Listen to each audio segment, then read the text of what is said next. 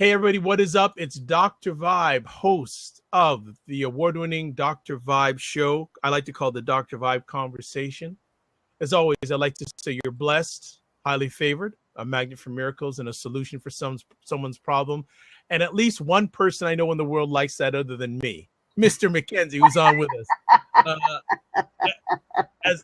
As I share with people, I host epic conversations, and I'm also a certified empowerment coach and also owner and CEO of Express Your Vibe Coaching and Communications. For those who may know a itty bit about Dr. Vibe, you know that on Tuesday nights, most Tuesday nights, I have a conversation about men, for men and those who love them. So I thought that tonight, I like to keep it easy conversations, but then they get progressively intense, good intense, right? People, you say that you made me think of Tina Turner's song, her and Ike and Tina rolling on the river. Well, there's some good parts of Ike and Tina Turner's relationship that I don't mind being associated. There's some other parts that I don't want to be associated with. I totally agree with you on that. For the intense. So I let me pull back the intense. We have epic conversations that educate, empower, enlighten, and entertain. I'm missing one other thing. I'm having some fun here before showtime, before conversation time. We empower, enlighten, educate, and entertain. I like that.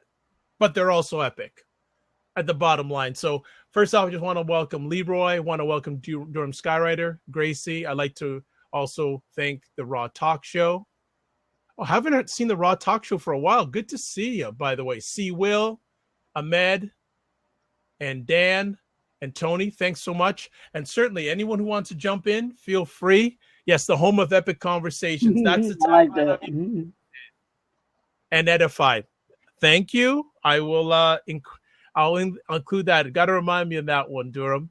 So tonight we're talking about, men, what's your definition of success? And even deeper than that, is your definition of success now always been the same? And if it's changed, what's caused it to change? What's been the moment that have moments that have caused your definition of success to change? Because we know that they would say men are wired to be successful, to be the knight in shining armor, to be the warrior, to be the winner. What is your definition of success these days? So Leroy McKenzie, thank you so much as always for taking time out of your positive, productive schedule. What's your definition of success at this time of your manhood journey? That's a great question. Well, success to me actually is accomplishing the goals that I have set out for myself, and learning, and also I should say also learning from my successes or failures, in that, because success can mean also in failure, because I learned something from the failure. So I'm successful in the learning. I may not have been successful in accomplishing, the goal that I set, but I'm successful because in the failure, I actually learned something from it and I was able to grow from it. So that in and of itself is successful. It's success to me too. Uh-oh, I can't hear you. I can't hear you at all. I can't hear you. Can you hear me now? Yes. You're good now. You know what? You know what's really funny? I just did the first part of this without my volume up. So people are just going to go, I can't hear Dr. Vibe. I can't hear Dr. Vibe. Maybe you could hear you. I'm not sure. But sorry about that, people, at the beginning. I was just mouthing away and I didn't realize my microphone was off. That's so funny. Yeah, because I heard you in the beginning and then you just went out. Okay. I don't know what happened with it. No problem. Thank you. Hey, thank you for watching my back, everybody. I appreciate that. This man appreciates other men and ladies watching his back. Let me delve down a little bit deeper here. There's a number of avenues I want to travel on that. First of all, how important is failing forward in your definition of success? I think it's a part of it. I think we learn more from our failures than we do from our from our successes, so to speak. I think we. I just want to interrupt you right there. That point right there. How easy is that for a man to adapt in his journey? It is not easy at all, because, as you know, and I think most of us that are on here would our successes sometimes define us, or we're defined by how successful or the things that we've done, whether it's having letters behind our names, whether it's having a house, car, a family. Those things define, kind of give us what our definition of success is. And if we don't, sometimes we feel as if we don't have those things, then we aren't deemed successful. And we as men are taught to, like you said, we're supposed to be the providers. We're supposed to be the strong knight in shining armor, as you said before. And if we don't do that or aren't that, then we're seen as not being particularly successful. Now, the definition that you have for success for yourself, before I get to it, I also want to ask, have you always had that definition? No. It's something that I think I've grown into. I think in my, let's say in my early 20s or, early 20s or so, success was defined differently by men. I mean, coming out of high school, or my success was coming out of high school was graduating from college. Graduating from college, my definition of success was finding a job and working in corporate America and being upwardly mobile, which I was doing. That was my definition of success then. But as I got into corporate America and understood what success became to me, it was, I want more than this. I want to have my own business. So achieving that became what I was trying to be successful at, and having my own business. Well, and I love you sharing that. Now I want to get a little bit deeper. Do you remember the moment that changed? Was there a particular moment or moments that you can remember in your journey where the definition of success is what it is now? Because it didn't just happen. Right. Something or events must have led up for you to make that turn. Would you be comfortable, or so would you remember, and would you be comfortable sharing that with our audience? Well, I think for me, just moments throughout my my career, coming from college, where I had a certain mindset where I was supposed to come out of school, get this good job, and be able to just move up the ladder successfully, and not knowing and understanding all of the barriers that might be there, the obstacles that came along with it, and then in my career, there was working for a major corporation doing accounting, and I noticed, because in my position I had to deal with other Fortune 500 companies. And I began to see how companies were wasting money. They were running their companies into the ground, wasting money, doing this, doing that. And I started to think to myself, that was one of the moments. Wow, there's got to be some kind of way for companies to understand about how leadership should be in running a corporation.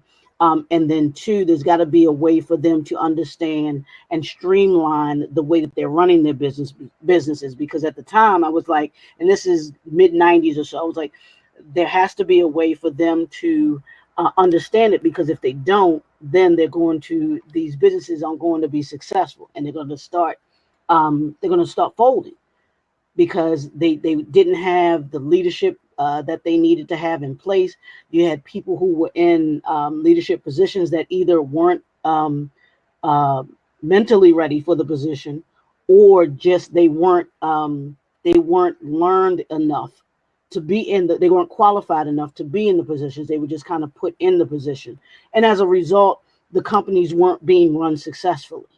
So my thinking became, wow, what can I do that will change that direction? So I began to see myself doing some things to be able to help benefit and help show them how they could better do that. That was one of those moments for me. Okay. Point well taken. I'm seeing Eckerd Chad saying, but I think success is something people don't have well defined to themselves. I think that is true. Oh, C. Will's going to jump in, or is influenced by others. Okay. Fair enough. Do you think that's also, Eckerd Chad, do you think that's also fairly prevalent with men? Hey, C. Will, what is up? Hey, Dr. Vibe. Good to see you. Good to see you. Right back at you. What's going on? Man, I'm excellent. I had a very productive day. That's part of my definition of success, is productivity and moving forward on your goals. Okay. See, well, I'm going to stop you right there. What does that look like? What does that success look like? Describe it for me and the audience. So I think you've been asking some excellent questions. I actually been trying to type and write them out, answers. And so what it looks like to me is success is the pursuit of a worthy goal. So the key word there is worthy. And it took me a long time to figure that out. I think Eckerd is kind of hitting on that is some people don't really have that defined for themselves. So what it looks like for me is beyond a lot of people are influenced by others. When I was younger, most of my definitions of success were shaped by others, right? And so it was cars, it was girls, it was parties, it was clubs, it was gold chains, whether they're real or not, and I was one of the lucky ones that didn't turn green,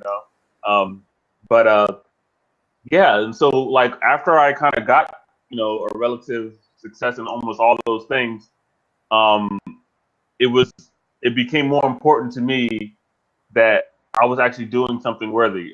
And it took a little bit while for me to develop that perspective. But I think I developed it because I was always studying esoteric and different kinds of knowledge.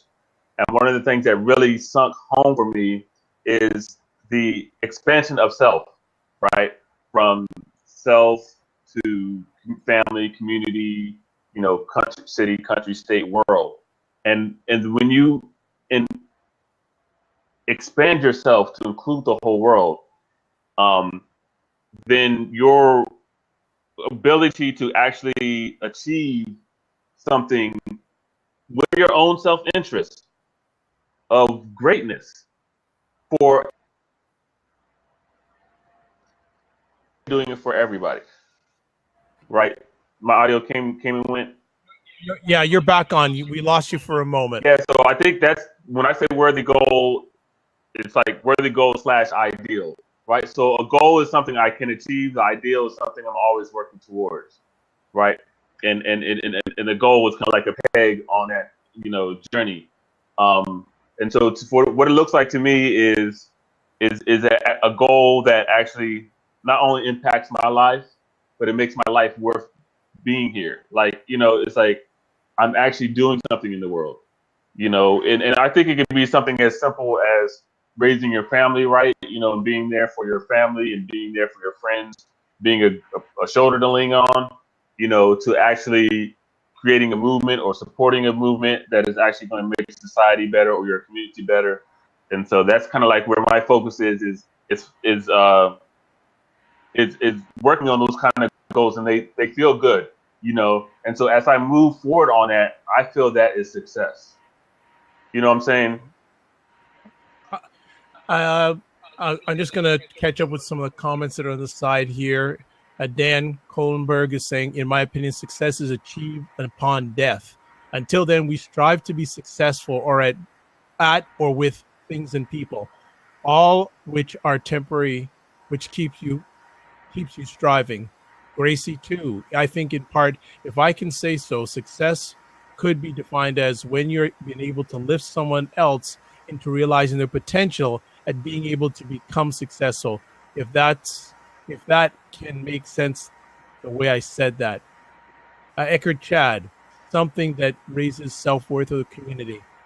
That's interesting. I was leading into sort of the discussion I was wanting to get into.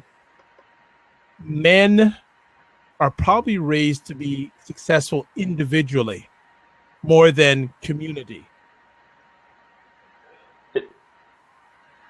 Go ahead, Sewell. I agree completely, and I think that's. And so the other question that you had asked is, what caused you to change your definition, and I think, because I was that way. Generally I was programmed by the media in the world. Okay, you got to get money, got to get girls, and you just got to get this stuff, and it's all focused on me, right? I must be entertained and pleased and paid attention to all the time. Like, I need all the attention, I need all the money, I need all the girls. And I'm like, very quickly I realized the shallowness of a lot of it. First of all, I didn't want all the girls. I just wanted one. Just all the girls is too much to manage, right? And then I can only drive one car at a time. I don't want everyone's attention all the time, right? It's like, okay, these things that they're telling me that everybody wants, like, I went after them just like everyone else, but then it's like, okay, there's got to be more than this, right? And of course, I was raised in the church, so I always had that dual mind a little bit as far as, okay, I want to help everybody as well, right? God is love. We got to love each other and help, the sick and those less fortunate. And so I'm okay. I do want to help people too, right? And so when I went both ways, in other words, like, I went the way of the secular kind of like shallow goals, and I did the more altruistic pursuits as well. Is that when I added other people into my pursuits, it gains more power and more meaning for me, right? It's not a religious thing or anything like that. It's just that it actually means more to me, and it feels like I'm doing more in the world. And I think when we're growing up, like Sewell was saying, I think, and especially with manhood, we are told that you as young men, the more women you have, the more the more you'll be like. The more money you have, the more women you get, which meant the more power you have. So growing up, those were things that you tried to achieve, whatever it was that got you those three things: money, women, and power. You were gauging yourself on those things. If it was whatever it was, you were trying to get those three things growing up. And like Sewell said, a lot of men come to understand as you get older, wow, those things don't really matter. If we get them, if we gain them, that's great. But true success, one, comes from within. True success could be or is, to me, is raising my family, having a successful marriage. Mm-hmm. Right. Having a successful relationship. What does that look like? Those type of things that I think as we've gotten older, and I can only speak for me, that you understand that success is having those things as opposed to having all the women. I've never I was always like that too. I was raised in church. I never wanted to have all the women. Give me one that we could grow together, build a life together, and be successful with that life. And I'm happy. But a lot of us get caught up in the media with the media, what we've been taught. Even by some of us may have been taught that by our parents, by our father, by our mother, those type of things. So it can make that how we grew up was sometimes, unfortunately, how manhood was defined to us. But it wasn't until we got older and we've experienced life that we become to understand what true success is. because if that was how we defined success back then, to us, hey, you ask a 20-year-old versus a 40, 50-year-old what success is, you probably get two totally different, Absolutely. two different answers for it, Absolutely. I agree with that. I'm going to get to some other conversation pieces that both of you have raised. I just got it. Eckhart Chad has a very good question. He's asking, I wonder how much women are a part of the meaning of success to a man. I think it's very meaningful. Yeah. Go ahead. No, go ahead, Steve. Well, being I think I'm the one single guy here. I am too. So,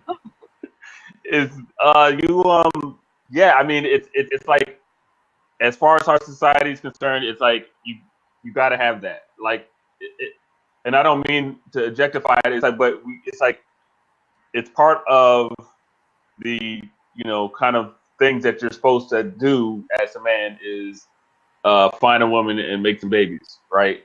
At least that's of course my parents, that's what they want, and that's what the TV kept on telling me to do as well. And it's an intrinsic desire, motive, I would say, just as being a man, like to procreate, right? Especially when you're young. And so you need a woman to do that. And we're naturally attracted to women. So I think to me, it's one of those hardwired goals that we kind of have. What do you think?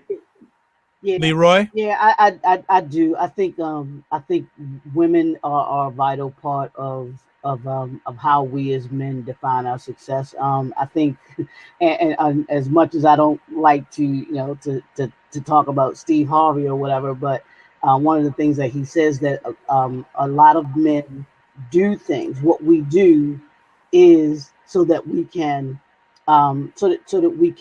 either impress a woman or is for women, Mm-hmm. and a lot of times, I mean, we think about the things that we do. We trying to have the thing. What was you have a good job, so what? So that you can provide for who? A woman.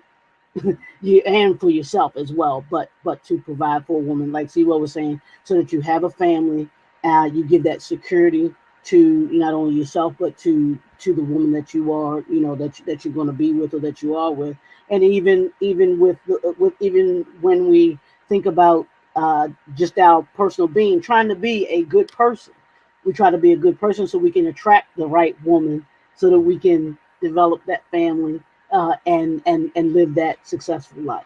And I just want to interject right there, Leroy, when you like, we do most of what we do, especially as young men. At least I know when I was a young man, most of what I did to have that in my mind. I want to build an empire for my woman, for my kids and their kids to have, right? That for probably at least 10, 15 years of my life, that was my thinking. I think I actually became more powerful and effective when I kind of let that go and said, I'm doing it just because it's important to me to do it. Not because I'm doing it for my future wife or kids or anything. I'm doing it because it actually matters to me. And it kind of goes to what Eckhart is saying over there. I think these are kind of like maybe natural things that we want. However, I wouldn't say you need to have them to be successful as a man. It's just something that a lot of us share to have that. But I think the definition of success is highly personal. Good stuff. We have someone coming on in. Arisek, What's going on, sir? How's your evening going? I am blessed, highly favored, a magnet for miracles, and a solution for someone's problem. How are you? I'm doing quite well. Not as much of a mouthful coming from myself, but it's my first time on the site. I'm not a man of words. I'm a listener. Okay, but you came on to contribute something. Yes, indeed, I did. Go ahead. My definition of success. Oh wow. Okay, off the top of the dome. Okay. Well, I think that the world is made out of people, right? And so it's really how many people you can help and touch, and how many people that can have a positive feeling about you. That's my definition of success. Because of course, everyone has to get by, but it's really about how you affect other people. Let's say people are only molded by their individual experiences as they grow up. So in theory, I could be you and you could be me. So shouldn't it behoove me to try to treat everyone as well as I treat myself? That's kind of where I'm at right now. Have you always been that way? You got to be careful when you come into Dr. Vi's conversation. I'm always going to give a follow-up conversation. I know. Have I always been that way? I mean, thinking back, I feel that I've always been that sort of person, but actions speak louder than words. And I mean, I've done things that were selfish, and but I make my best effort to not be that way. On the other hand, so. No problem. No one is perfect. Yeah. No man is perfect. So you're honest and transparent enough to say, you know what, I haven't always been that way, and even once in a while I may be that way. Right. But I just working on getting better and more successful each day, not only for myself but to others. Exactly. And I don't know. I see you're all black men here. What's that about? It's open conversation. They want it. Is this just like the community, though? This is like the community. This is not a reflection of the community. It's just a happenstance. Yeah, there's white people in here too. Yeah, I do men's conversations, and I have no color limits. I've had men of all different races and creeds on my conversation about men. I've been doing this conversation for 3 years. Oh wow, dang! This site says beta. I never even know about this before. Well, you jumped into the right conversation. Jeez, wow, I know. You're letting the young bloods come up here and just say whatever off the top of the dome. I'm on the computer literally clicking buttons. And you asked me a question. I said, what is your definition of success? And I'm literally off the top of the dome like, at least I'm articulate. and I brush my teeth. Yeah, you're doing just fine. You're doing more than fine. I got someone else that wants to jump in, so I'm going to click you out. Thank you for having me, sir. Thanks for enjoying and contribute on the side if you wish. Excellent. Fantastic. First timer. Very, very good. And for a person who said, I'm just a listener, you did good. And Dr. Vibe, I think our definition of success as men, and even as people in general, because I saw this saying, I've seen it plenty of times on Facebook and everything else, and I think it came from Muhammad Ali, if I'm not mistaken. He said, if you're the man at 40, if you're the same man that you are at 40 that you were at 20, then you've wasted 20 years of your life. Mm-hmm. Absolutely. So we should be, our definition of success should be changing as we're growing into the different stages of our life. Like we've all said, if you were to ask me, as a 20-year-old, if you were to ask them, of course they're going to have a different take on because of a different take on this because of where they are in their life right now. And the experiences that they have. I think success is also part of we define success partly due to the experiences that we've had, in our lives, and the things that we've gone through.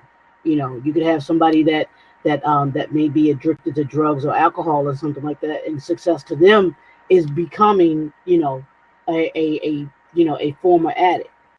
They may be, a month clean, they may be 3 months clean, and they see that as success. Mm-hmm. To them. That's success to them. So I think it can be different. It's going to be different things for different parts of where we are in our lives. Excellent. I'm going to now bring in this aspect in. How much of an influence on your? I'm getting echoing somewhere here.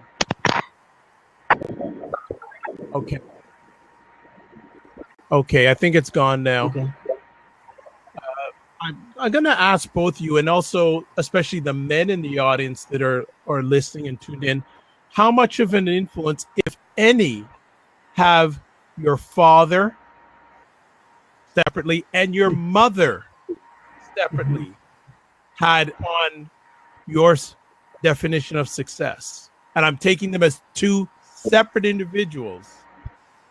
Now, not everyone may have had a single mom hype. So yes, that's why I'm saying separately, because not everyone grew up in an environment where they had both. So that's why I'm using it individually, each one. So you may not have had one, but then the other. So how, because many men that I have share on this on this conversation will tell them how much an influence their fathers had on them, how much an influence their mothers had on them. So what influence, if any, has their lives molded in you in regards to when it comes to be successful? Well, it made a big difference for me. I would say my mother is education. She really made education important to me. And you know, in the long term, it makes me think of the idea of what you kind of plant in a child's mind. You may scream, but eventually they come back. You know, and so when I was younger, I didn't. Is my sound messing up there? Yeah, your audio is cloudy. I hear that. It sounds like muffled. a fan or something. Oh, he might be hearing the fan, because I know you asked about the fan, Dr. Riley. Okay, I don't. No, it's actually his audio that's sounding bad, or not good. Let's put it that way. Try again. All right, am I better? That's Okay. better. So yeah, my mom was a teacher and English major, and we actually homeschooled for a little bit. So, and a librarian. So education and reading and all that formed part of my definition of success, or what I really pursued as a young man. And then my father, he was like a minister, and he was in the Navy, so he wasn't always there. And so when he did come, when he was there, he used to lecture me a lot about being a blessing to my mother, right? Because I was a little rascal, running around causing problems. And so those are the lectures I remember the most. That really had the most impact on me is be a blessing, by your presence. You know what I'm saying? Have your presence be a blessing to the environment, to the people around there. Like, are you actually making this space better, you know what I'm saying, by you being here, or worse? Like, and he would be specifically like your mother, he's talking about my mother, but I transfer that just into my life, into how I'm being in the world and the impact that I'm making. So those two lessons are, came to mind when you asked about the mother and father. And just before Leroy comes on, one of the things I now ask some men, and I'm asking more and more men in regards to success, is what are people's reaction when you walk into a room? Do you add light or do you add darkness? Wow. That's a great question. Right?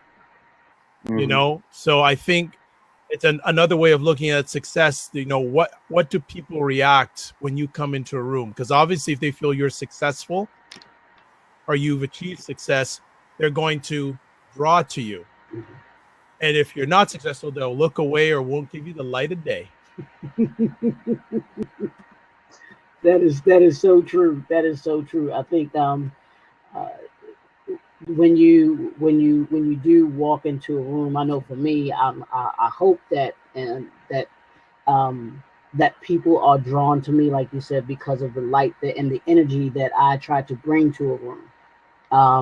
And you can, there's certain people that just have an aura about them, a vibe, excuse the pun, but about them that you just get from them, and they carry themselves in such a way that people feel as if, wow, that looks like somebody I need to know.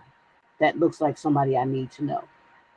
And that's my one of my goals, is to have that vibe when I do walk into a room where people can say, you know what, wow, that man right there is just something about him that he, that he carries with him, that he's whether they see me as being outgoing, or what I may be saying or what I've said was intelligent and resourceful, knowledgeable, and it's something that they can it makes them want to know more from what I'm saying. So I like that. But to get back to your question about the mother and father, for my mother, she gave me the foundation for success and showed me what success looked like, and showed me what I can do. And both my mother and my father did that for me, but they did it, like you said, in different ways. My mother she worked for the government for 46 years, went to work every day. It didn't matter. She went to work every day, made sure that we had food on the table, that we had what we needed, not always what we wanted, but what we needed. So that was success. That was success to me, seeing that every day in my house, and it gave me, as I got older and got into the workforce, that strength to say, you know what, it doesn't matter. There's no sick, there's no being sick. You got to get up, you go to work, you do the work, whether it's working for someone or working for yourself. You get up and you do the work. You go up and you do work. And on the other side, as far as my father, what he gave to me was the determination of being successful, that you never give up, that no matter what you do, you always do your best at whatever it is that you do. And he challenged me in things. He was my high school coach, basketball coach, and he would always push me. And he told me, and it made me mad at the time, if I can tell you this little story. When I was playing basketball, I was the best guard out there. Everybody knew it and everything like that. But he purposely did not start me. He had this young man that he started over me. So as we got into the season, a couple games into the season, he put me in, and I was able to gain the starting position as a result of that. He put me in, and I began to start from that point forward. And so when I finally got up the nerve to ask him, Dad, why did you knew I was the best guard out there, that was playing. I said, why didn't you, start me from the beginning of the season?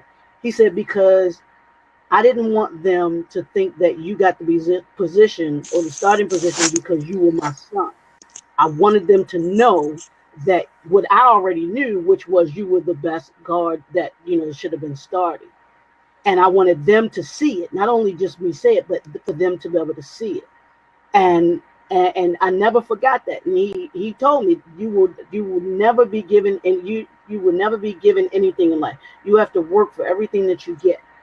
So he gave me lessons like that to show me that, that you work hard. You work hard, you do what it is you have to do, and don't expect anyone to give you anything.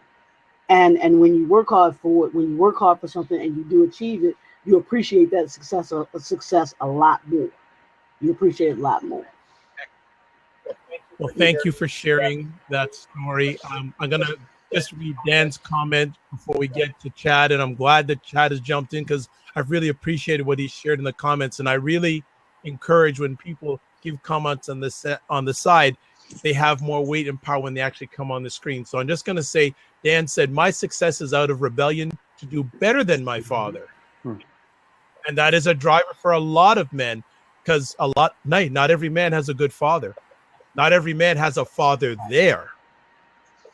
So he said, my mother gave me the belief that I could succeed at anything I desired. Hats off to your mother, my man. And I'd like to welcome Chad. Thank you so much for coming in. I'm really appreciating your comments, and I'm glad now they'll have more weight with you live on the screen. So welcome and share whatever you'd like. Thank you. Yeah, it's weird listening to the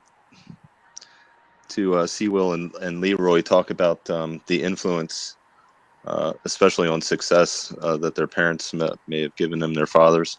I have an interesting, I was sitting here really thinking about it and listening, and I'm like, I really didn't get a sense of success from my parents. I think the first time that I really had a sense of what the direction or goals or success was in my life was probably a teacher of mine, a chemistry teacher, who was also an outdoor club director. And I mean, he just kind of gave me a sense that I was good at something in science, you know, and I was good in something in his class. And he really like kind of showed me that let me know that I was. And that's kind of like the first sense of that I kind of got, like what it felt like to sort of succeed at something or like be successful in any sense. Which sounds kind of dreary or whatever, but I mean, it wasn't like that. It's just, it was just something that didn't really occur to me. And then once I went into the outdoor club with him, you know, we did rock climbing and caving, spelunking, and mountain climbing, and these were, you know, pretty tough adventures sometimes, and succeeding that way, and so it's kind of just a general sort of sense of success. It's not even like really. That's kind of maybe what I was saying in the beginning about just having a goal and sort of achieving that goal is success to me. And so it can be very small, but like, you know, hearing everybody talk about it is kind of a very broad, like sort of sense of what success is to like different groups or society or you know, men or women.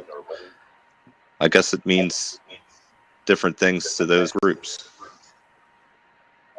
Well, yeah, and I appreciate your perspective because everyone has their story. Everyone gets it from different events, different people at different times. So I appreciate, and it's not unrealistic that there are people who never got a sense of success from their parents. But the wonderful thing is that you found it somewhere else. Hey, Bert, when you were talking, I was did. thinking when I was young, I didn't really think my parents were that successful. I mean, but they were. Now that I'm grown, I know how hard it was to achieve what they had. I'm like, yeah, they were pretty successful, and like I feel like still even working to get on their level. And of course, I mean, I'm like Lewis a bit. I want to be, or Dan, I want to be more successful. Of course, I think that's kind of like what they want for me too. I think most parents want that of their children for them to ultimately exceed them. But it's funny, like it wasn't until I got older that I actually saw, you know, how much success my parents actually afforded. One thing I just want to add, and I say this generally, but I especially say this for men, that every success should have a successor. Absolutely. Yeah, Absolutely. You know, you want your success to carry on past you. And I'll just interject with a very short story. My father was a teacher in the same school, in the same classroom for 32 years. And when he was teaching in the early days, I didn't think he was a successful person. But a moment changed my life. And I've shared this story periodically. During his tenure at that school, they celebrated their 100th anniversary. So I said, you know what? Let me go down and support Dad. It's a Saturday. So I walk into the school. In the foyer, there was a grand piano donated by Morley Safer, the late Morley Safer of 60 Minutes. He went to that school when he was younger. Morley Safer was born in Toronto. But the real amazing part is when I went up to my dad's classroom, I saw him speaking with not only students he was teaching, but his parents that he taught also. And I said, wow, my father has had a positive influence on 2 generations in one family. My father's not a millionaire, but he certainly in that moment showed me an aspect of what real success is and that's why I just hook it on to every success should have a successor. He has provided the foundation of success in 2 generations of family. I just wanted to share that story.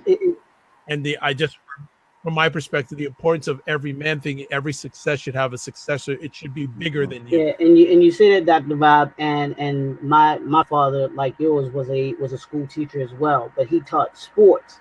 And to this day, I still have some of his students that remember me, that little boy that was running around on the field and everything else. And they say to me just the input. They always ask, well, how they'll ask me, how's my dad doing, or how is my dad doing, and because of the positive effect that he had on them in growing up in life, and I've had them tell me that.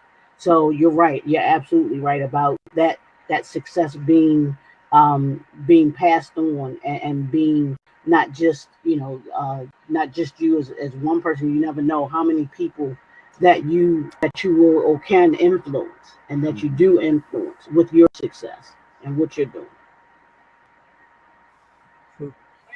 When you look at men, and I'm still an echo, but we'll keep on going. What do you think out there when it comes to men out there? Do you feel that most men have a good sense of success? I know, Chad, earlier you said that most men don't have, let alone most men don't have a concept of success. Why do you feel that? And also, see, Will and Leroy, after Chad speaks, do you agree with him, or do you not, or do you agree with him, and why? So, Chad, expand on that comment you made. Well, I think, I mean, maybe it's just a certain personal perspective that I have. I mean, but to me, especially in my own case, I mean, the only real direction I had was what not to be. So, yeah, I just think it was just a lack of sense of direction for me, and I see it a lot of places. I mean, and maybe in men and women, but I mean in men, definitely, in friends, in family. Yeah, I mean, I see people sort of having goals, but not really a whole lot of understanding or know-how on how to sort of achieve that sort of thing. It's almost like just a simple lack of direction, really. It's like I can't really put it any better way right now. So, just to expound before I ask C. Will and Leroy to join in with this condition, what is it? Where are we seeing examples of this? Where are you seeing the lack of men having a good concept of success? How are you seeing that? Whether it's people you know or generalized society, what are the results? It's just poor choices that are sort of creating bad situations or more stress in someone's life. A loss of things, a general more of a general feeling of depression rather than happiness. It's kind of like all encompassing, really. Yeah. Okay, no problem. Excellent. No, thank you for the sharing. See, Will, Leroy. I agree with him. With there that there is a like an epidemic to me of a lack of direction, and I think it's because of this. Everyone is pursuing things that someone else told them to pursue, right? They don't really care about them. They're just doing it because that's the popular thing to do, and it's the thing to do that produces the least amount of pain. It's like, we have two motivators: is pain or pleasure, right? Away from or towards. Like Bert said, he was basically motivated away from stuff. Like, just don't do this, don't do that, don't do that. Just, we'll be happy if you don't kill anybody and go to prison, right? It's like, okay, I can do that, right? And it's like, okay, you just got to go to school, got to get a job, wife, kid, car. And so it's like a lot of people are just pursuing things, but they don't really have a heart connection to it. It made me think about, if you ask somebody, what do you want? General answer, I want $1 million. I want to win the lottery. But if you try to dig a little deeper and be like, well, why do you want that? What are you going to do with the money? Like, what are you going to do that matters to you? You know what I'm saying? Like, a lot of people don't really have a direction that they, a purpose, and this is like, I mean, we have a whole industry built around finding your purpose, and helping people actually really find themselves. So I think that's true. And I think Will hit it. He hit it right on the head there. And just to expand on what he was saying about, I think it has to do with people not knowing or understanding their purpose. The two greatest days in your life are the day that you're born and the day that you understand why you were born. Finding out that purpose, because when someone has purpose, they have they have direction, like Will was saying that I want to make sure I get this right. Chad was saying that a lot of people don't have, and I agree with that. A lot of people don't have direction. Purpose gives us direction, and in some way it gives us discipline too, because if we're focused on our purpose, then we have a reason and a plan on how we're going to get there. Like Will talked about, when you ask people they want $1 million, well, okay, $1 million doesn't just appear in your hand. You have to have a strategic way of being able to achieve $1 million. Of what are you doing to get that $1 million that you say you want. It's not going to just happen. You have to have a plan. you have to know where you are and where you want to be, and everything else in between there becomes how you're going to get there. Those steps that you take in order to be able to achieve what it is that you want to achieve. And that's what getting to success is about, is what do I want? What is my goal? What is my purpose that I'm trying to achieve? And then what are the steps that I need to do in order to be able to get there? Because if I don't have the steps, then there's no way I can get to where it is that I'm trying to get to. And as a result of that, then I no longer can be successful. The only non-successful person is the person that does not try. I learned that from my wife. If you don't try. Bert said he learned that from his wife. That's kind of what I meant by the question earlier when I asked about the sort of like meaning of success, how much women sort of are a part of that, because I was kind of hinting at through all the way up until I was about 30.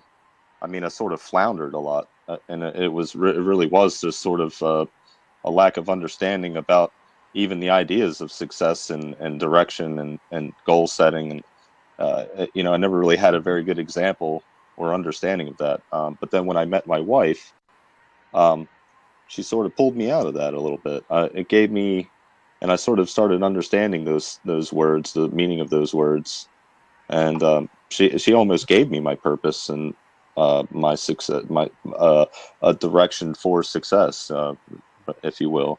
And now I do have a sense of that success. A sense of purpose. Well, you know what? Blessings to your wife that she is not a completer, but a completer. Yeah. It sounds great. I hear you. Absolutely. But I'm going to let you go because I got someone else that wants to come. But thank you so much. And don't be a stranger. And thank you for making the conversation better. You. You're welcome. Okay. I think Lewis was waiting to get on. He is on now. So let's get him in. What's up, dudes?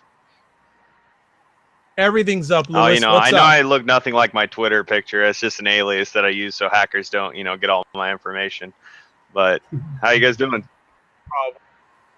Outstanding. How are you doing? What do you have to contribute to the conversation? Oh man, tonight? I mean, I could go on for hours, but I was just listening for a while, and I felt like I could maybe had a few things to say. I'm 24 years old.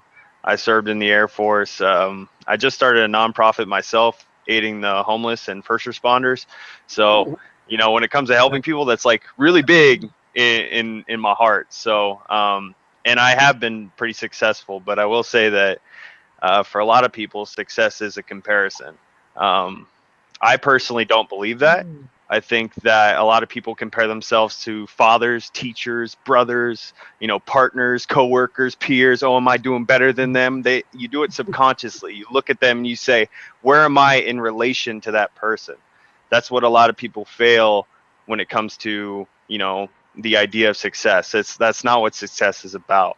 It's about where you are and where you want to be in your life and what success means to you. If you're happy where you are, it doesn't matter about money. It doesn't matter the woman you have. It doesn't matter the material items, and it just drives me crazy sometimes seeing that. But, it involves direction, perseverance, drive. You have to want it. Just like Leroy said, you have to actually try. And I don't think, I think someone said something about direction. I don't think that anyone lacks direction, because no matter where you're standing, you have 360 degrees around you. There's every direction that you can go. I think that people hesitate. I think that people fear failure, so they hesitate, which comes off as laziness. I don't think that anybody lacks direction. Anywhere you go, there is a direction. You just have to want it. You don't have to know where you're going. You just have to go. And that's what's helped me in my life. I don't think that anybody lacks direction. There's always a place to go. As long as your heart's beating and you're living, there's a direction to go. You just have to go there, just like Leroy said. I just want to add to that, and I appreciate your thought process. A few things. You haven't always thought that way. Correct. As a man, can you tell me and our share with our audience when that turn came to get that mindset, which is a great mindset, by the way, as a man? I think honestly it was, when I was 18, I was pretty much forced to join the military. I didn't have an option. I didn't have anywhere to go, but that was a direction that I had to go, and I had to make a step in that direction or I would fail. It's a direction. There's always a place to go, and it doesn't matter how low you think you are. And it also, it happened when I got out of the military. When a lot of service members disconnect from the service, they end up in the middle of nowhere. They're in an environment they've never been in before. They don't know what to do. They don't know where to go. And at that point, when I was, sitting in my apartment, doing nothing, hating my life, smoking weed, eating munchies, and having nowhere to go, I said, fuck it. Pardon my language. I'm going to go a direction. Mm-hmm. And I went to college, and I sucked at college. So I went to a trade school, and then I got certifications from that trade school, and I ended up with a badass job. From that job, I went to another job. From that job, I got a raise, and now I'm moving forward to, a higher amount of money a year. And I'm 24 years old, and that's just because I chose to go a direction. I didn't hesitate.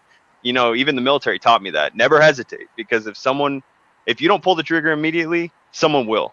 Mm-hmm. If you hesitate, someone else won't. If that makes sense. Yeah, it makes complete sense. I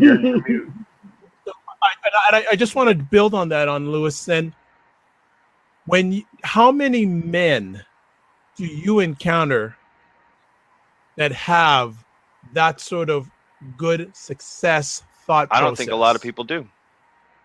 I don't know what it is that get you to that point, whether it be spreading the word and talking about it and enlightening people on maybe how to think about it and how to spread that positivity and spread that that there is hope and that there is a way and that you will find it. It's like one of the oldest sayings: if there's a will, there's a way. You just have to have the willpower. So I don't know why a lot of people don't think that way. I think that a lot of people are scared of failure. I think that's one of the biggest hinderings to success is the fear of failure. That's why people get lazy and don't choose. Would you agree that that's probably for many men, that's the biggest challenge, overcoming failure? I think overcoming the fear of failure. I think that people sitting down, they get comfortable where they are, and they're like, you know what? Why would I go do this? That could be amazing if I am good where I'm at. If my basic needs are met, I don't need to go do that because I'm good. Why would I take that risk and fear failure or risk failure when I can sit here and, eat ramen and pay my bills and live check to check? You know what I'm saying? Absolutely. I hear you. Absolutely. I hear you. But as we just take a little bit of break, I just want to thank some people for stopping by. Isabella Sanchez, thanks as always. Great to see Ivan Taxi. Also, Leroy from over in England.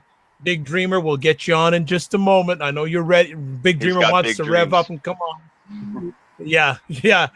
At Falafel Prime. Also, we have Arzek, who came on earlier. Vango, thank you so much. Also, Ashraf, thank you for joining. And also, my man Cliff, good stuff. If anyone wants to join the conversation, please chime on in. Lewis, I'm going to let you jump because I know Big Dreamer wants to come on in. But thank you for sharing and making the conversation better. Don't be a stranger. Appreciate what you had to share with us. And keep on. I got three things that I want to leave you guys off with. Four things that helped me build this mindset. And it was from when I was a kid. I don't mean to take up too much time, but no, take your time. Take your time. Not necessarily my biological father, but my dad, the man who raised me or helped to raise me. He wasn't there the whole time, but he taught me to leave things better than I found them. That is one thing that will make you succeed. And another thing is, as long as you are happy and spreading happiness wherever you are, even if you're mediocre at what you're doing, it doesn't matter. People aren't going to remember the technical aspects. And this comes to work. People aren't going to remember the technical things that you did. If they remember, dude, that guy's a great guy and he was able to get the job done, they're going to remember that. They're not going to remember, oh my God, this guy was a super hacker. He was the best marketer ever. He was, the best blah, blah, blah, whatever you do. They're going to remember who you are and how awesome you were and how you created a positive environment. Another thing I was taught was don't expect reciprocation no matter what. In any scenario, do not expect people to give back what you give to them. Just give to them positively. If you do unto others as you want them to do to you, that doesn't mean that you should expect them to do that to you.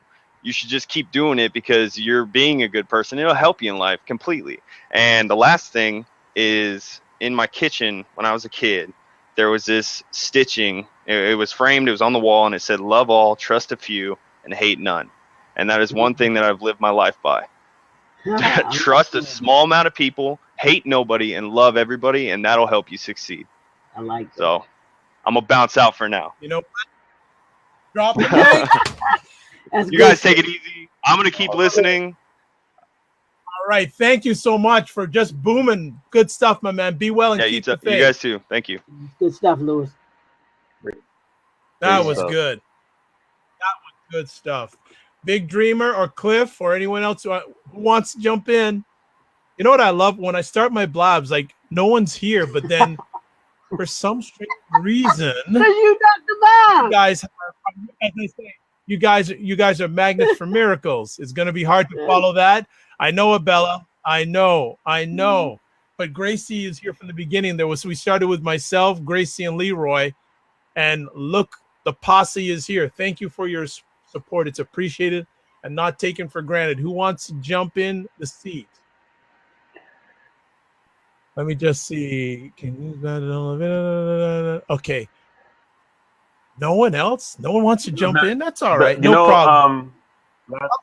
Here he comes. Watch out. Watch out. Here we go. Haven't seen this young gentleman for a while, so I know he's going to have something about success to share. So everybody, just sit back and enjoy the ride. What is up, Big Dreamer? Man, how I'm you alive. doing? Therefore, I'm phenomenal because as long as we're alive, we have not seen our best. Our best is yet to come. We are complaining about stuff that other people around the world that are praying for. We are complaining about we have a little bit of diabetes and someone's taking their last breath. We are complaining that we don't have the right LeBron shoes, our kids, and someone's losing their legs right now in Afghanistan.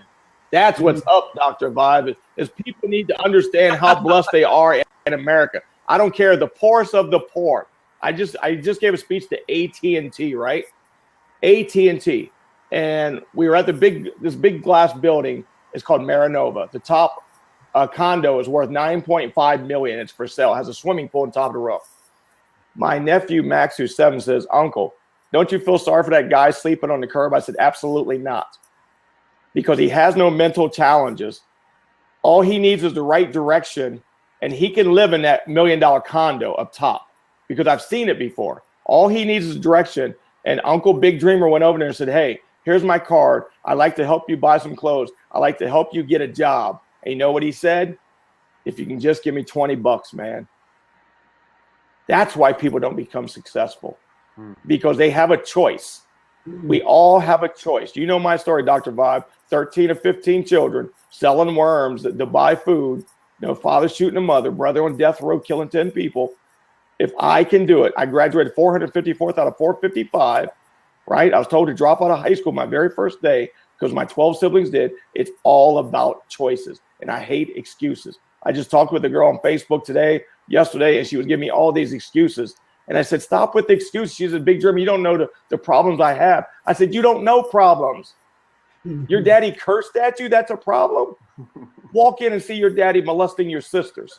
Woo. Walk in and watch your daddy pull a gun on your brother, and he pulls the trigger, and your older sister puts her thumb in there, and the trigger hits and breaks her thumb. Watch your father shoot your mother in the back of the head at 5 years. You ain't got no problems.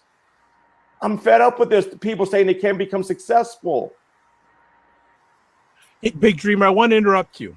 I want to really have you focus and talk about men here tonight, because you talk to wide groups of people.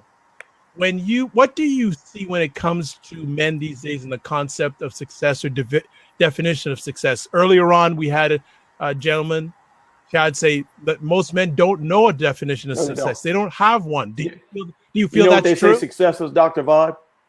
When they see me driving my damn little yellow Lamborghini, they think that's success. Mm-hmm. When I put on my Instagram, when I put my Ferrari or my Lamborghini, I get thousands of likes. Dr. Vibe, you see me with my little nieces that I raised. When I put my little nieces up there and I say, this is my success, 12 people. 12 people. When I show when I'm going to donate $30,000 and it's on my car seat with my Big Dreamer hat, and I said I used to have to sell worms. Now I used to be a borrower. Now I'm a lender. I get 1,000 hits. So men think that success is driving a car, is having money. They don't understand that success for me is my 2 nieces, my 2 nephews I raised, my 28-year-old daughter. So I have to correct them on a daily basis. I had a picture one time of my watches. I wear a Fitbit now because this is saving my life. I put all my Rolex watches in a row and put this Fitbit on Facebook 2 years ago. And I asked, which one's more valuable? Five out of 650 people. 5 said the Fitbit. Everyone else said, I'd love to have that watch. I'd love to have that.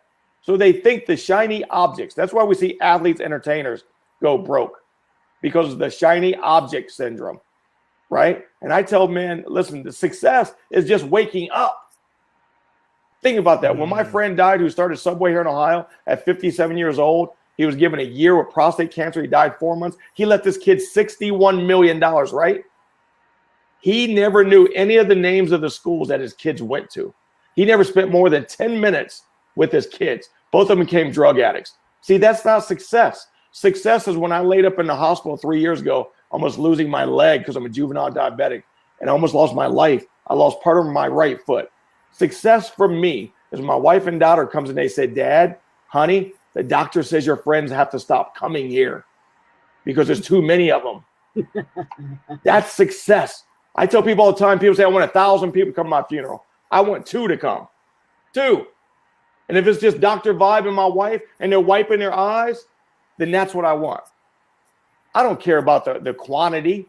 I want the quality. And that's why I tell business people all the time. You're spending time with your kids. On a weekend, I might spend an hour. You're a failure. Success for me is waking up. Go ask someone right now who's dying of cancer. Were you successful last month just by waking up? I talk to those people. And those old people that are 80 years old that are dying from whatever, they say, young men keep saying that. My own father-in-law, I filmed it, Dr. Vibe. He broke his neck 2 years ago, had a heart attack. He has Parkinson's. I filmed him telling people when he broke his neck, listen to my son-in-law. He told me for 35 years to live your life. Why do we wait? Why do we have to wait, especially as men, for planes to fly into buildings, for someone to get cancer, for a child to get taken, to finally realize saying, you know what, we know what life is about. What life is about. Because like I said, as long as you're alive, you can become a millionaire. As long as you're alive, you can do anything. But without your life, when we open our eye, every morning I wake up, I before I even leave that bed, before I even set up, my wife would know it. Before she even says something to me, she knows what I'm doing. I got my mask on. I'm saying my daily motivation to myself. I am happy and grateful that I opened my eyes. I'm happy and grateful that I'm about to put my 2 feet on the ground. I'm happy and grateful that I'm breathing on my own. I'm happy and grateful that I'm not taking my last breath. Because that's what it's about. You can take my home, you can take my money, my cars, but my life is what makes me successful. And a lot of men don't think they're successful. I know men that make about $1 million a month and they don't think they're successful. And I went through that phase. My wife could tell you right now, Dr. Bob, man, I could burn $1 million at one time. And I thought I did not think I was successful because I measured myself on other people. And I tell people, now I measure myself on my childhood friends. Question. Just want to interrupt. It looks like Will, you have something. Yeah, to I have add. a question, Greg. So it sounds like you're saying your life has value, right? Like, the reason I'm saying this is because it's like, okay, we have a life. Like everyone in here is alive, right? And you're spouting on the value of your life itself as being something that you can honor, right? As something that you can appreciate as a success.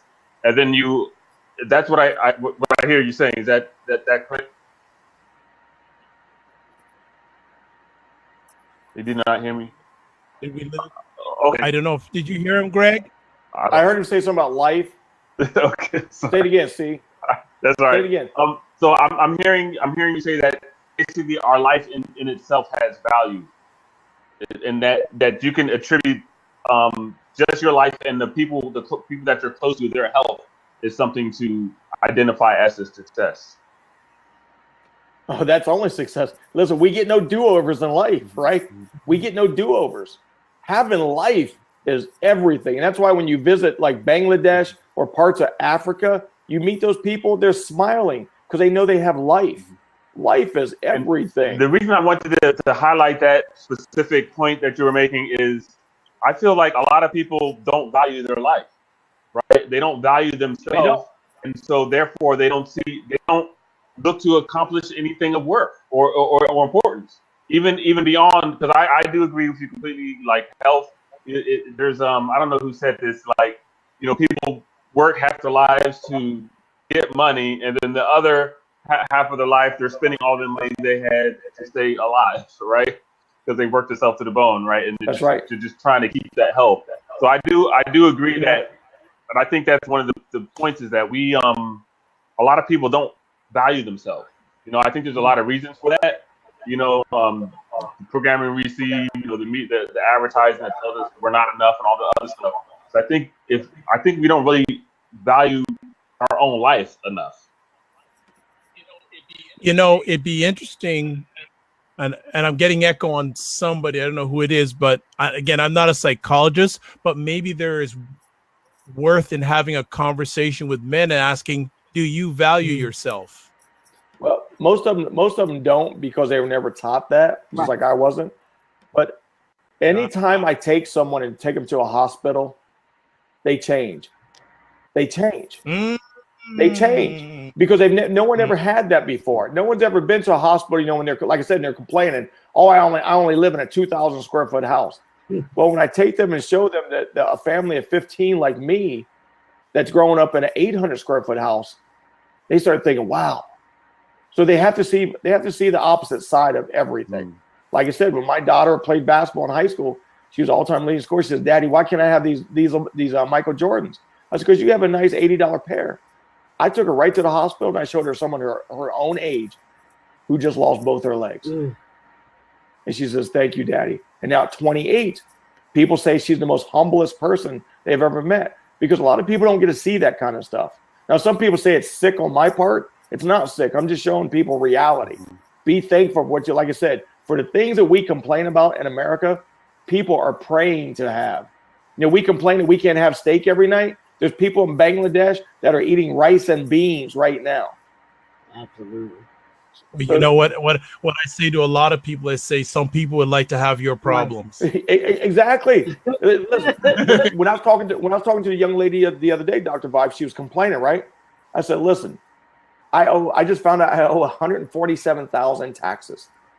And it's a beautiful day. It's a beautiful day because I can't change it, right? It's going to rain. I'm going to pick up C. Will, right? We're ready to go play basketball or whatever, and it's going to rain. Does it hurt that we sit there? Does it help us if we curse and scream? No, we say we're going to play basketball in the rain or we get an umbrella. You can't change it. And the lady said, I would be kicking and screaming, throwing tables if I owed that much money. That's a blessing to owe that much money. That means you're making money. Yes, it is. Everything you have, wherever you are, is a blessing to someone else in this world. I tell people all the time, we don't have poor people in America. We don't. People in America don't know what poor is. Poor people in America live like kings and queens throughout the world. You know, like when someone said, I hate the 1%ers. I said, how much do you make? She said, I made $48,000. I said, you are the 1%er because the average person makes $2.50 a day in the world. America is this small compared to the world. You know, 2/3 of the world eat with their hands. Eat with their hands. And when people don't believe that, I take them to Dearborn, Michigan, and show them my Bengali brothers and sisters, men in suits, lawyers, attorneys, doctors. They're eating with their hands. See, people in America think everything is like that around the world. We are just we're a mustard seed to the world. And Greg, I think people, I think we as Americans take this life that we have for granted, like you said, and a lot of us don't get to see or even can't even fathom what you just said, that there are people in the far parts of the world that don't even have silverware. You know, that's something right. as simple as that we just take for granted, like you said, and that is so true that we don't. I think a lot of us Americans don't get that and don't understand it, because when you look at it, like you said, in the scheme of this world, America is only that little minute part of the world as a whole. I mean, as a whole, and that's why we do have to understand the what we do have, you know, and that we don't take it for granted, because the moment that you do take it for granted, there's somebody that is. I was always taught that too. That there's always somebody worse off than you. You know. Let me put it. I'll put it in perspective. My brother from another mother, my ex-business partner, Mohammed, he's from Bangladesh. His parents come here once a year for 4 months. His son was born with half a heart, so he goes to one of the best children's hospital here in Columbus. Where Dr. Vibe, you know my story. My wife and I are the only white kids in the neighborhood. So we're going down to the hospital where we grew up at, right? His father says, Mohammed, I thought you said this was the black part of America. He said, it is, father. He says, but they're fat and they have cell phones and they have cars. And he didn't understand it. He said, they're fat, they have cell phones and they have cars. He said, how can they be poor? See, because from Bangladesh, he knows what poverty is. Mm-hmm. He knows what's going down to the village and working on a child's brain because someone goes through it, and he's using a drill because that's all he has, right? So he looks and says, how can they be poor? They're fat and they have cell phones and cars. Isn't that something? Our poor are overweight. They have flat screen TVs. They have shoes that they can't afford, and they have cell phones, right? I tell people all the time, we don't have poor people. We don't. Even me with my 14 siblings, we weren't poor. Our parents just didn't provide for us. There's no poor in America. There's not. There's not. Because there's churches, there's synagogues, there's mosques on every corner. Let me. There's people. There's at least one person who disagrees. Yeah, Will, your thought? I'm looking at what Greg is saying and Leroy is saying, and what we've all been saying about this perspective shift of the definition of success. And I'm hearing, Greg is giving basically a lot of perspective shifts, right? But like just seeing someone in the hospital, or recognizing that we're really not we are really well off compared to other people, or really recognizing the value in our life. And I think what happens, to kind of go digging deeper into your question, Dr. Vibe, about what caused it to shift, like as we grew up or whatever, I think it's, our world became bigger. right? You know, something happened with that showed us what we're actually pursuing really doesn't matter in the bigger scheme of things, right? And so we wanted to actually have a more valuable life that actually means more to ourselves and more to the world that we're part of. And I think that's kind of that we're hearing in this conversation, right? It's like, okay, how do you actually connect to the world, see more of it, have a bigger perspective, and I think ultimately going back to what I said earlier about you got to value yourself, because those two things go hand in hand. Because even if you do see a world, you see, okay, yeah, that's true. However, to actually do something, you still have to have the intrinsic worth in yourself. Because if you don't feel like you're worth anything, you're not going to feel worthy to do anything important. Like, so say, I know a lot of people have the thought, well, who am I to do that? Like, who am I? They feel like, oh, is that ignorant to think that I can actually impact people in a positive way, or and help people, or even have a family? Some people don't even believe that's possible, right? Because I think because that's important, right? And that has value, and they recognize that. And until you have that value in yourself, it's hard to actually pursue something that has value like that. It is, and that was me. If you would have asked me 3 years ago before I joined Toastmasters, would I be speaking in Las Vegas 3 times, Zambia, Africa, London, England, Detroit 3 times? People pay me $20,000 to speak. I would tell you you're a fool. Dr. Vibe knows my story. My wife, I've known since 4th grade, married 28 years. I never had the nerve to ask her to marry me. I didn't believe in myself 3 years ago to speak. I didn't. Now I do. Even when I had my businesses, when I was at the top of my game in the country, I didn't have no self-worth, because I thought I would, and inside I thought I was still my family members. And that's what people have to understand. Now I go into a room, I say, here I am. The big dreamer loves the big dreamer. I love myself because I know I have self-worth, and I know that I can help other people believe in themselves. So you have to have that self-worth. You have to love yourself. It's not cocky. It's not cocky. I'm gonna start winding it down. I know that Lewis, you want to come back in and talk about poverty. I'm gonna respectfully not have you come back in, because I think it'll lead to a different subject, and it's sort of gotten away from success.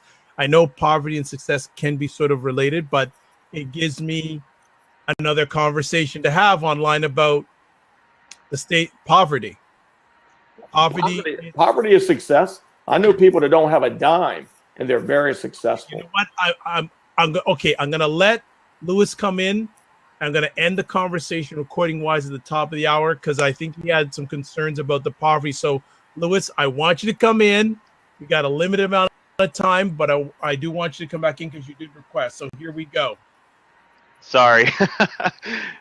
I was just all fired up on the whole no poor people in America thing.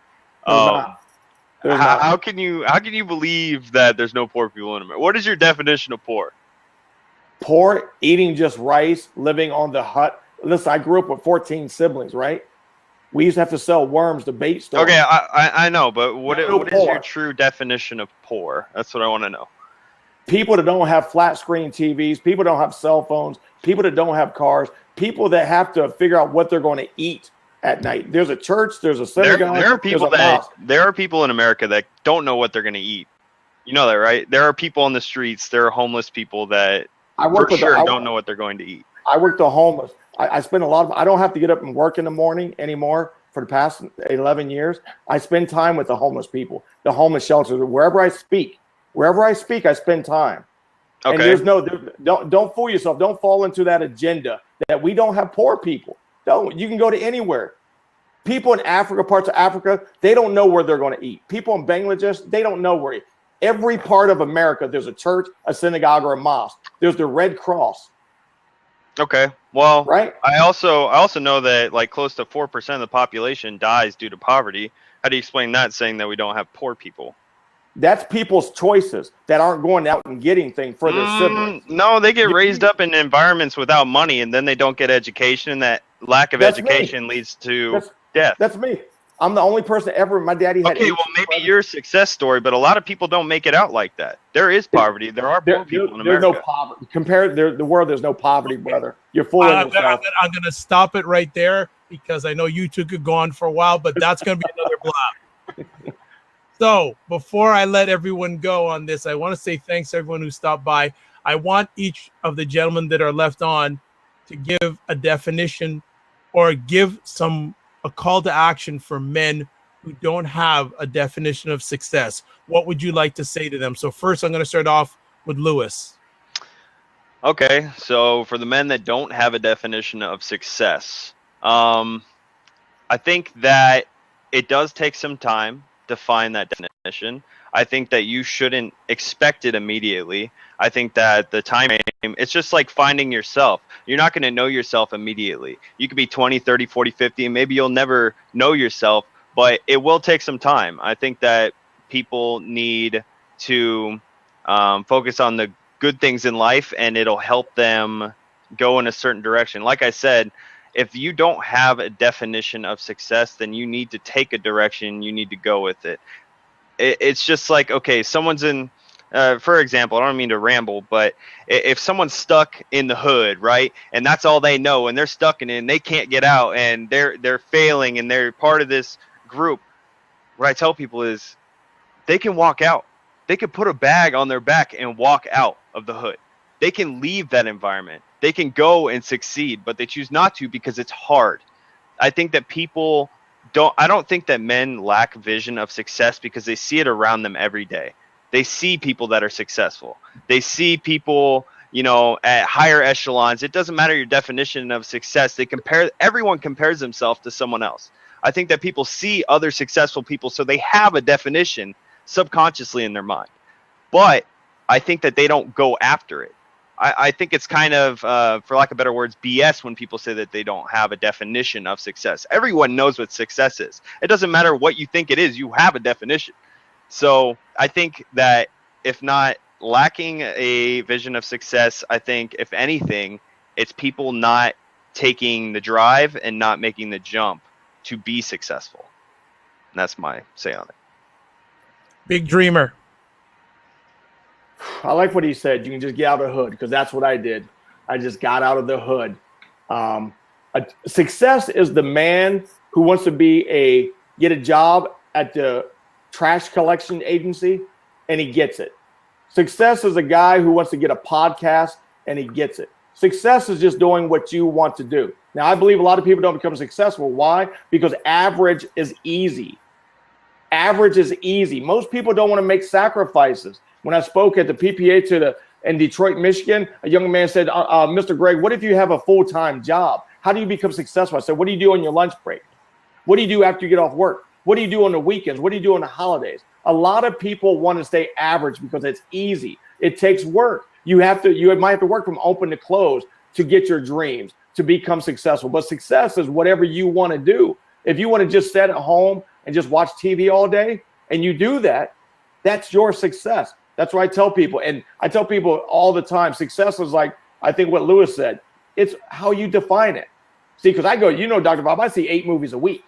And I have people criticize me. I say, that's my success. I never saw movies as a kid, so I love to see movies. I love helping people. I love going to the courthouses and telling these 87 young black men, and 72 of them are girls. I love to inspire them, say, guys, what are you doing? There's a better way. There's a better way out of life. So success, I tell men all the time, success is what you want to do. If you want to play kickball and you're playing kickball, that is success. But a lot of people don't want to make sacrifices. They don't want to make sacrifices for who they are, for who they want to become. It's easy. Success is not hard. The process can be, but success is easy. It's not only for the elite. It's for that white kid in the hood and his white girlfriend in the hood. It's for everybody. Because I have people all the time that come out of the hood that make it. And people want to make excuses. Well, this person can't do it. This person can't do it. They might not have the education, but they have iPhones. They see YouTube. They, like Lewis said, they see all success all around them. All they have to do is go somewhere. Go to a library, go to a bookstore, read up on things. Now, they live in the environment that doesn't teach that, but they know success. They know it because they watch LeBron.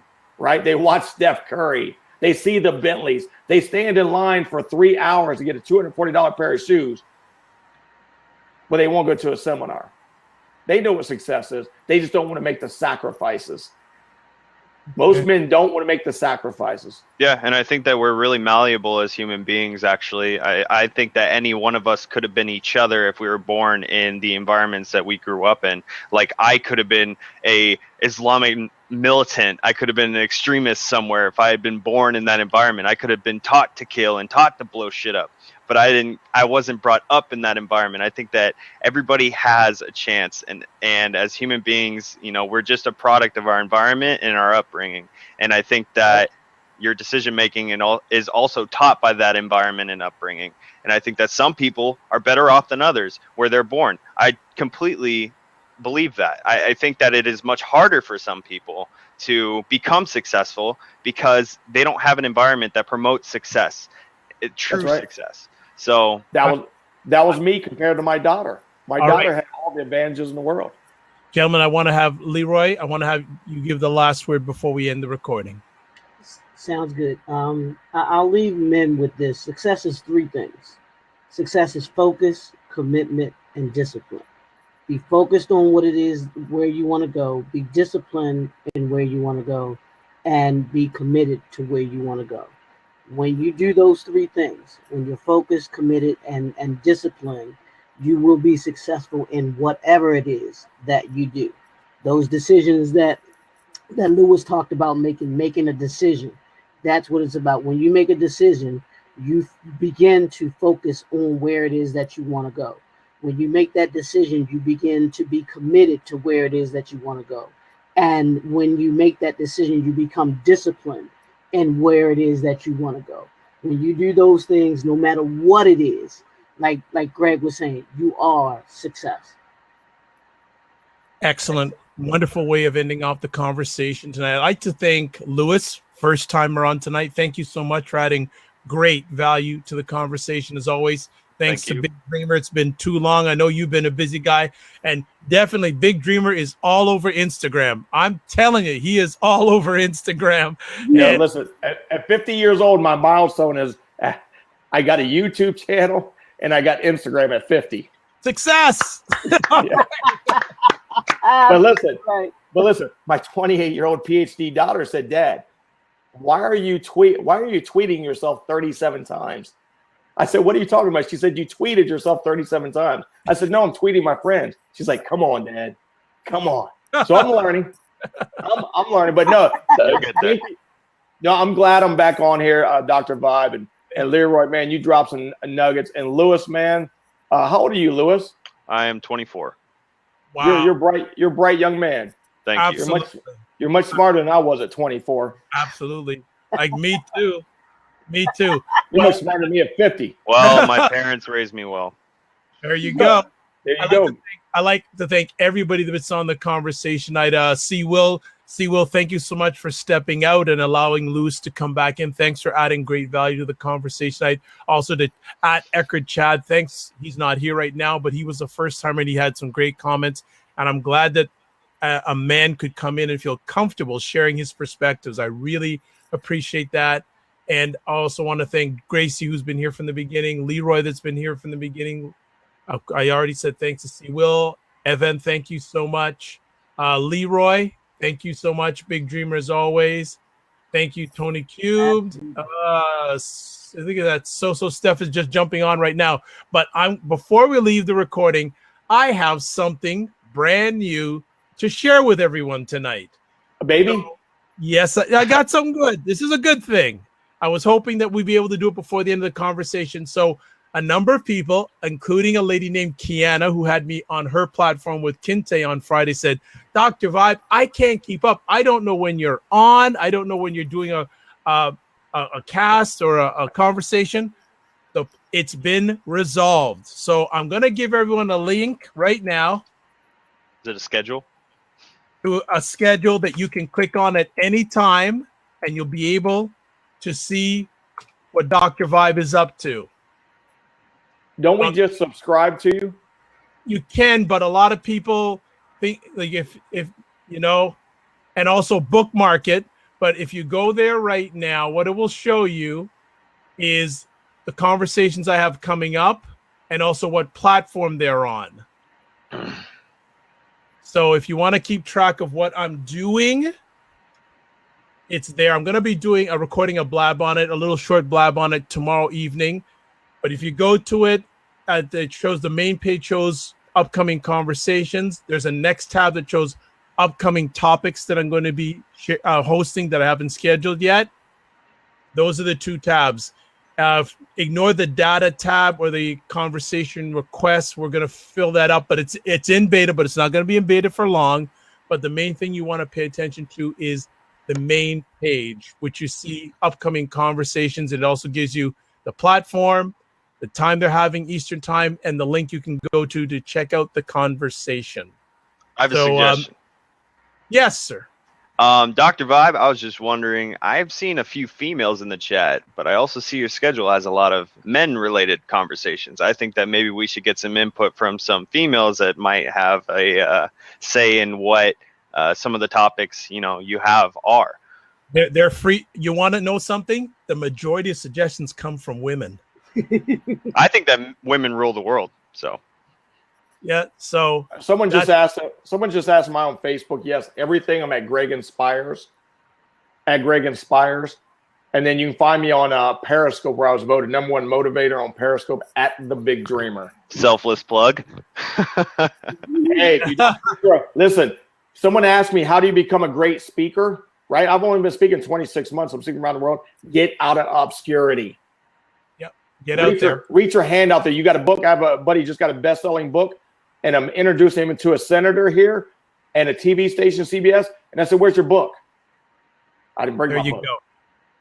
I'm gonna cut it. I'm gonna cut off the conversation recording wise right now. If you want to touch base with Dr. Vibe, it's Twitter at DRVIBESHOW. Also, you want to also catch me via email, dr.vibe at the drvibeshow.com. And now you also have the Excel spreadsheet. And I'll probably put, see if I can get something put in there. If you can click and get my email address and email me from there also. But I'd like to say thank you to everybody tonight who made this another epic conversation. As always, I like to say, you're blessed and highly favored, a magnet for miracles and a solution for someone's problem. Tomorrow night, I'm hosting a conversation, continuing the series of what do blacks want and why. And tomorrow night, we're going to talk about health. But the conversations, Lewis, are always open, and we get conversations with everyone involved. You don't have to be a person of color to participate tomorrow. I was going to ask that. I was like, can I be involved in that conversation? I don't know. Absolutely. Absolutely. I'm white in skin only. Yeah, there you go. So we're going to end it off there. As always, God bless, peace be well, and keep the faith. Bye-bye. Hey, Lewis.